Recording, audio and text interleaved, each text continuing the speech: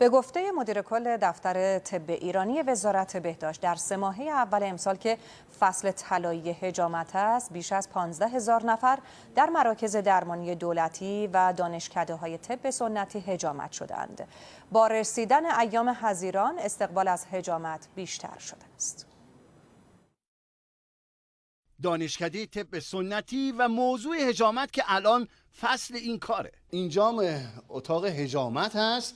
آقای دکتر سلام. دکتر صادقی که متخصص طب سنتیه، همون اول کار گفت که معمولا فصل بهار تعداد مراجعین برای حجامت بسیار بیشتر میشه. بعد هم روش کار حجامت رو نشان داد. ما اول باید ضد عفونی بکنیم محل حجامت رو با استفاده از الکل، بعد ما بادکش میگذاریم در محل منظور. دکتر یعنی بهترین جا برای حجامت کجاست؟ همینجاست که بین 2 کتفه. تیغی که ما استفاده میکنیم تیغ بیستوریه و تیغ استریل. من کش رو که تمام کردیم، خراش‌های ظریف و ریز ایجاد میکنه. در واقع حجامتی که میگن همینه، درسته؟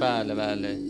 و بعد ما بادکش رو میذاریم روی محل حجامت، خون جمع میشه. حالا این سوال مطرح میشه که انجام حجامت چه فایده‌ای داره؟ میتونه به پاکسازی بدن کمک کنه برای افراد گرم‌مزاج. برای یک سری امراض عمومی استفاده میشه، مثل کاهش درد، مثل دفع مواد زائد بدن. یکم سرحال‌تر شدم، یعنی سرسنگینی که قبل داشتم الان ندارم. همین الان احساس می‌کنی؟ بله. در واقع متخصصان طب سنتی میگن حجامت بیشتر در درمان بیماری‌های نظیر فشار خون، آس، تنگی نفس، سردرد و چربی خون مؤثر است. حجامت از سن 2 سال تا 60 سال پیش بینی شده میشه ما انجام بدیم، به شرطی که بیماری خاصی نداشته باشن، مثلا کمخونی نداشته باشه، ضعف نداشته باشه و اینکه سنش هم اجازه بده. خود حجامت هم برای تمامی اندام‌های بدن در نظر گرفته شده. بخوایم ریه ها رو پاکسازی کنیم، حجامت ریه رو انجام بدیم. کسی که مثلا فرض کن پای بیقرار داره،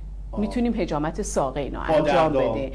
حجامت ساقین برای پای بیقرار دردم بله میتونه کمک کنه، اما پزشک باید اینو تشخیص بده. هرچند بهترین فصل برای حجامت 3 ماه اول سال است، چون اصطلاحاً خون شرایط مناسب برای خروج از بدن رو داره. اما گفته شده ایام حزیران فرصت خوبی برای انجام حجامت است. حزیران جز ماه‌های رومی هست. در 7 حزیران، حالا در برخی سالها 29، برخی سالها 30 یا 31 خرداد ماه میشه.